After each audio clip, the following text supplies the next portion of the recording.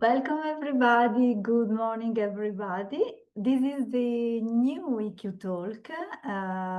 Someone of you wonders about what is an an EQ Talk. EQ Talk is just a conversation between EQBs represented by me today and one of its preferred partner. And right now I will introduce also Micaela Terzi, which is the preferred partner of today. My name is Giovanna Severgnini. I'm the EQB's Europe manager. I'm strictly in contact with the organization to design processes based on EQ.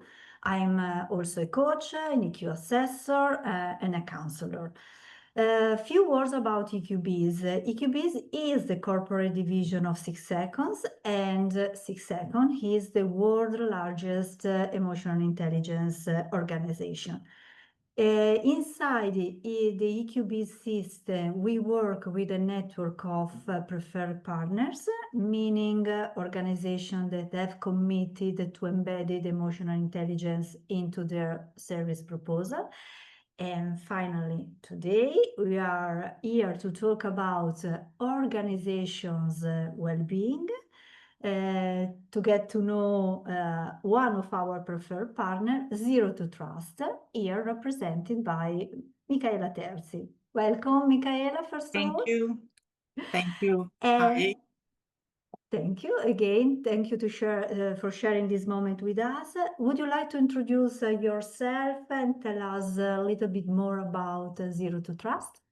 Yes, I am a coach and a trainer.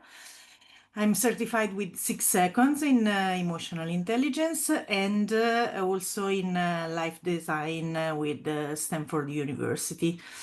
And Zero to Trust is a company that supports organization in creating a collaborative and trusting climate to reduce stress and burnout and to help organization increase employee productivity and engagement.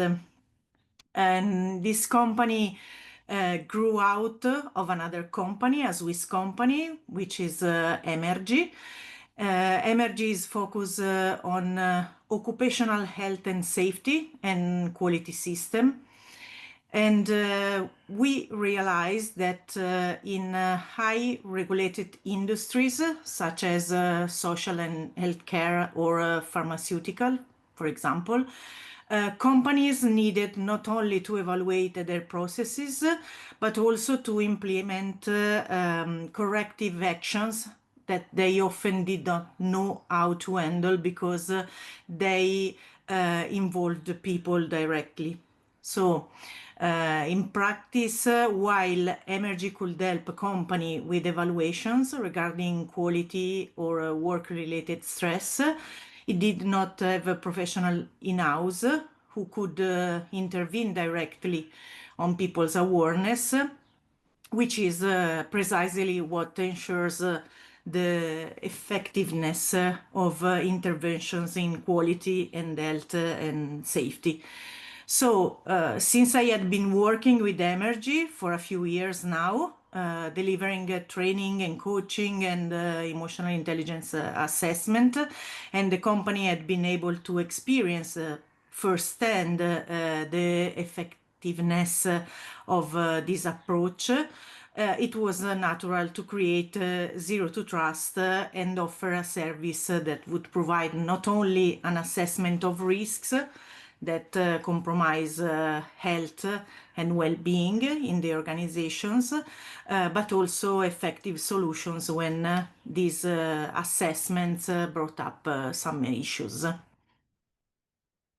Thank you for this rich introduction, and I will move to the topics organization well-being.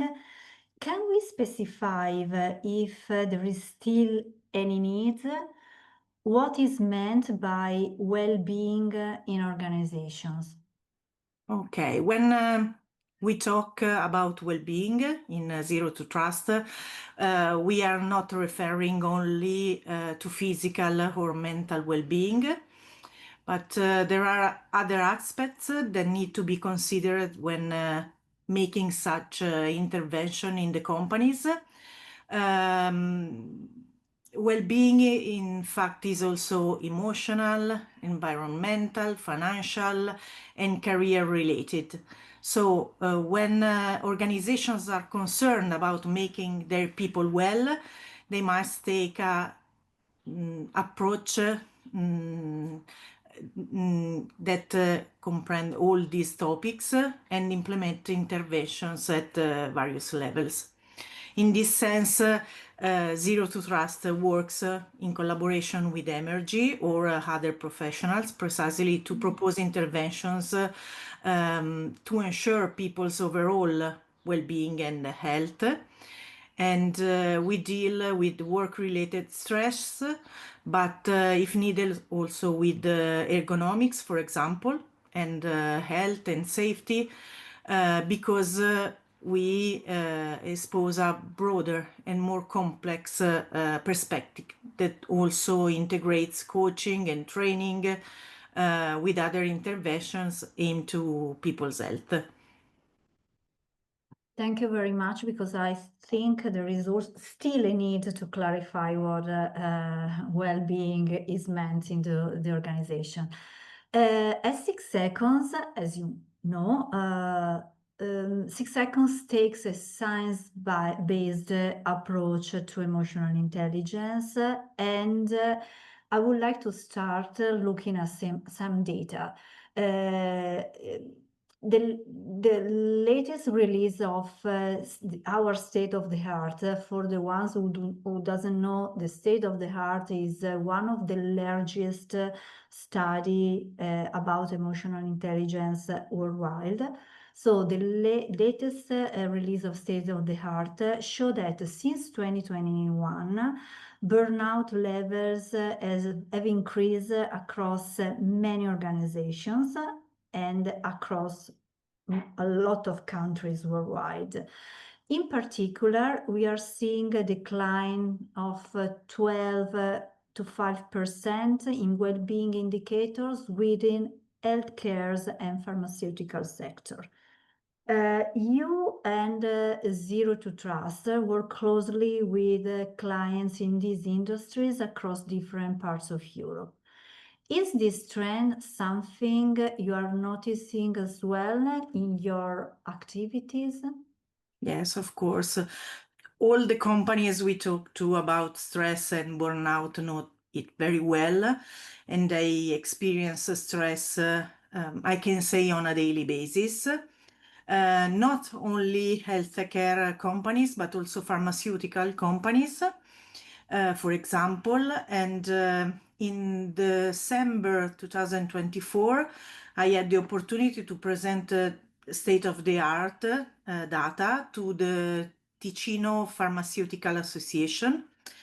And we did a very easy survey of a participant, and it clearly showed that stress is the order of the day.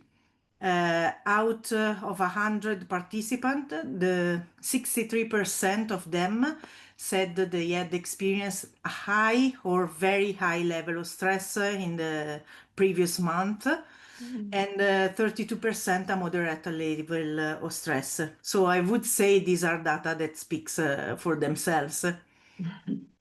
Very clearly also, and very loud. I have two questions in a row for you. How do you work to reduce the risk of burnout and work-related stress? And in your view, what role does emotional intelligence play, and what tools or approaches do you typically use? We always start with an emotional intelligence assessment or with another kind of audit, like the evaluation of related to work stress. Because before we start designing an intervention in our organization, we need to have a clear picture of the baseline situation. So sometimes, the ownership or the HR department ask us to work on issues that are not really felt by employees. And this is what can make an intervention useless. So from our experience of working with companies, we have realized that it is necessary to work first on the analysis of the starting situation, so that then the training or the coaching projects could lead to a real return of investment. So once this has been clarified, we move on to the actual design, which may include training interventions associated with coaching. Because training on one end allows us to share a common language with people and provide the theoretical part or the theoretical foundations that we can then bring to the ground with coaching. So this way of our intervention fits perfectly with 6 seconds EAR model: engage, activate, and reflect. Because with the assessment, we engage people and understand what the company's real needs are. And then with training and coaching, we can develop awareness and also skills. Thank you again for this information shared and also for sharing the approach you are implementing. I'm curious to know if do you have any successful case to share on how you apply this approach in companies? Yes, we are working with companies in automotive and pharmaceutical sectors, so very technical sector, let's say. And every day we have confirmations that our model and approach works, because we are experimenting this approach that mix together assessment, training, and coaching, and people are responding very well to it. I will move to enter a little bit in the touching point that brings together zero to trust and EQPs. We know that every intervention, learning, or change becomes sustainable when it's supported by the right emotional transition. In other words, when we begin to navigate discomfort in a proactive, creative, and purposeful way. Does it resonate with you and your approach in doing and bringing well-being in organizations? Yeah, exactly. As I said, the area in which we move are extremely technical and also regulated. So mistrust of emotions is quite common in this kind of environment. But the model we propose turns out to be new to companies, and this curiosity opens doors for us to propose our interventions. So 6 seconds assessments, which are scientifically validated, or other audits we use, are perceived as extremely concrete and interesting. So they are often sets in motion the process of change, which is sometimes blocked in the companies we met. So I have to admit that it gives a lot of satisfaction to work with engineers, for example, or technicians who, even if they start out without a bit of mistrust, I have to say, then they discover the validity of working with their emotions and get more and more involved, achieving results that sometimes even we did not hope to achieve. So, in few words, you bring the data behind the emotions And we are not talking about to be emotive in a company, but to be smart with emotion in order to implement emotional and rational approach. Thanks again. And we know that you are an expert in facilitating change, also using design thinking tools connected to the emotional intelligence. I'm very curious to know and to share with the people who are listening to us. How do you apply these tools in practice, and what kind of mindset do they help develop? Yes, design thinking and emotional intelligence have much in common. They are both circular and non-linear processes, and they both help us navigate change. And I have always had a strong interest in creativity and innovation.